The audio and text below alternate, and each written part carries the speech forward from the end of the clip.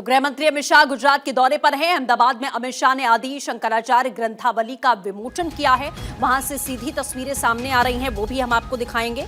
गृह मंत्री अमित शाह गुजरात के दौरे पर हैं।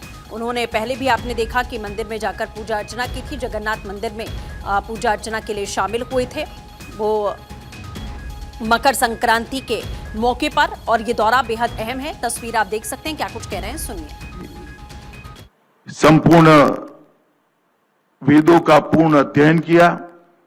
12 साल की आयु में शास्त्रवेत्ता हो गए। एक घटनाक्रम ने मां से संन्यास्त की आज्ञा ली और सन्यासी बनकर सत्य की खोज में, गुरु की खोज में निकले। जब गोविंद भगवत पाद के उनको दर्शन हुए मध्य प्रदेश के अंदर, और जब उनसे संवाद हुआ और जब परिचय पूछा, तब उन्होंने शिवोहम का एक प्रकार से विचार लिया। और निर्वाण षटकम में इन्होंने अल्टीमेट ज्ञान देने का काम किया। हम सब मानते हैं, हम सब परंपरा से सनातनी हिंदू है। ज्ञान का कभी अंत नहीं होता, ज्ञान हमेशा आगे बढ़ता रहता है। मगर मैं इतना निश्चित रूप से कह सकता हूं कि अब तक जितना ज्ञान इस सृष्टि पर उपलब्ध है, इसमें शिवोहम के ऊपर कुछ नहीं है। अभी तक जो उपलब्ध है उसमें अल्टीमेट है। और उन्होंने,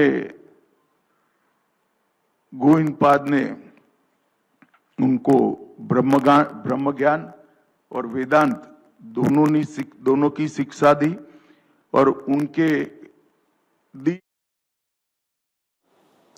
तो बिल्कुल अब आपको संसद लिए चलते हैं, जहां से तस्वीरें सामने आ रही हैं। कुछ ही समय पहले प्रधानमंत्री मोदी ने संबोधन भी यहां पर दिया, लेकिन अब आपको जानकारी यहां पर दे रहे हैं सीधे संसद से। जो तस्वीरें सामने आ रही हैं, आप देख सकते हैं कि अलग अलग जो संसद से तमाम लोग पहुंचे हुए हैं, राष्ट्रमंडल देशों के लोकसभा के जो अध्यक्ष पहुंचे हुए हैं, उनका सम्मेलन आज हो रहा है, उसकी तस्वीरें सामने आ रही हैं। लेकिन एक बार फिर से आपको हम गुजरात लिए चलते हैं, जहां गृह मंत्री अमित शाह संबोधन दे रहे हैं। उपनिषद भाष्य मैंने खुद पढ़े। मैं सभी को कह सकता हूं कि इतना सरल, सटीक और सत्य के नजदीक उपनिषद का भाष्य और कोई नहीं दे सकता। वो केवल और केवल आदि शंकर ही दे सकते। ईश, केन, कट, प्रश्न, मुंडक, मांडुक्य, ऐत्रेय, तैतरीय, छांदोग्य, श्वेताश्वर, कई प्रकार के सभी लगभग उपनिषदों के बहुत विस्तृत भाष्य दिए। स्तोत्र ग्रंथ लिखे, उसमें आनंद लहरी, गोविंदाष्टकम, दक्षिणामूर्ति स्तोत्र, 10 श्लोकी, यति पंचक, पंचपदी, मणि पंचक, हरिहर स्तोत्र, सोपान पंचक, शिवभुज प्रयाग, ये सारे स्तोत्र एक माला में रखकर आप देखेंगे तो उस वक्त के समाज में जितने प्रश्न थे, वो सभी प्रश्नों का निराकरण आपको इस स्तोत्र में से मिलेगा। और सनातन धर्म के लिए जो आशंकाएं निर्मित हुई थी, ढेर सारे कुरिवाज आ चुके थे उस वक्त।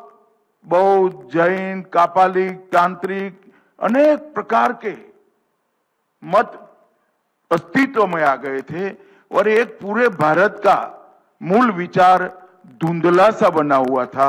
अगर आप स्तोत्र ग्रंथों को क्रमबद्ध रूप से अभ्यास करेंगे तो सारी आशंकाओं का निरसन आदि शंकर ने अपने एक ही जीवन में कर दिया। ये बहुत बड़ी उपलब्धि है। जितने भी किंतु परंतु थे, इसके तर्कबद्ध जवाब आदि शंकर ने उपलब्ध कराए। और प्रकरण ग्रंथों में भी उपदेश शास्त्री, तत्वबोध, निर्वाण मंजरी, विवेक चूड़ामणि। मेरा युवाओं को आग्रह है कि अब गुजराती अनुवाद और भावानुवाद उपलब्ध है। विवेक चूड़ामणि जरूर जीवन में एक बार पढ़ना। विवेक चूड़ामणि वेदांत सार, कई प्रकार के प्रकरण ग्रंथ भी उन्होंने लिखे। आदि शंकराचार्य ने केवल विचार नहीं दिया, उन्होंने भारत को विचार के साथ साथ संयोजन भी दिया कि सिर्फ ज्ञान नहीं दिया, ज्ञान का आकार भी दिया, और सिर्फ मोक्ष का विचार नहीं दिया, मोक्ष तक पहुंचने का मार्ग भी प्रशस्त कर कर रख दिया।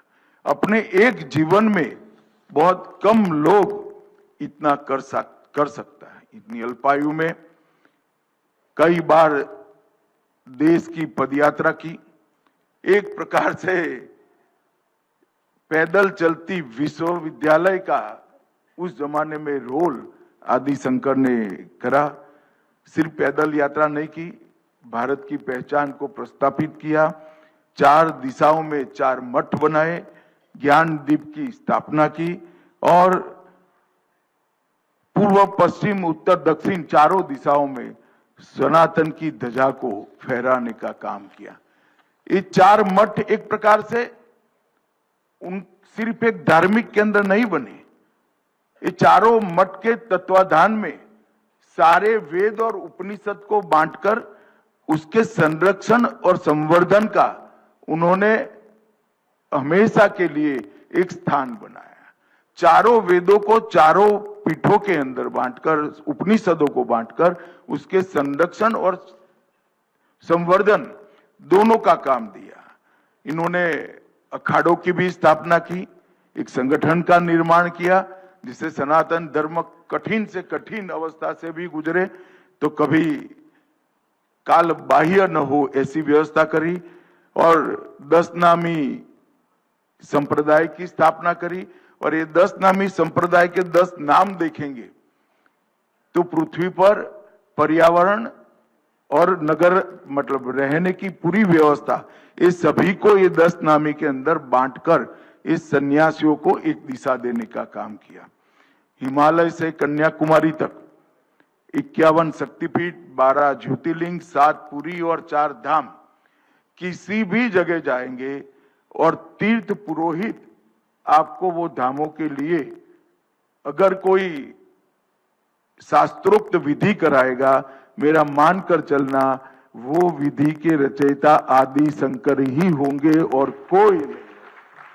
ये बहुत बड़ी उपलब्धि। आप गंगा जी जाओ, यमुना जी जाओ, नर्मदा जी जाओ, जब नदी का पूजन करोगे तो जो श्लोक बने होंगे, पूजन पद्धति बनी होगी, वो उन्होंने ही बनाई।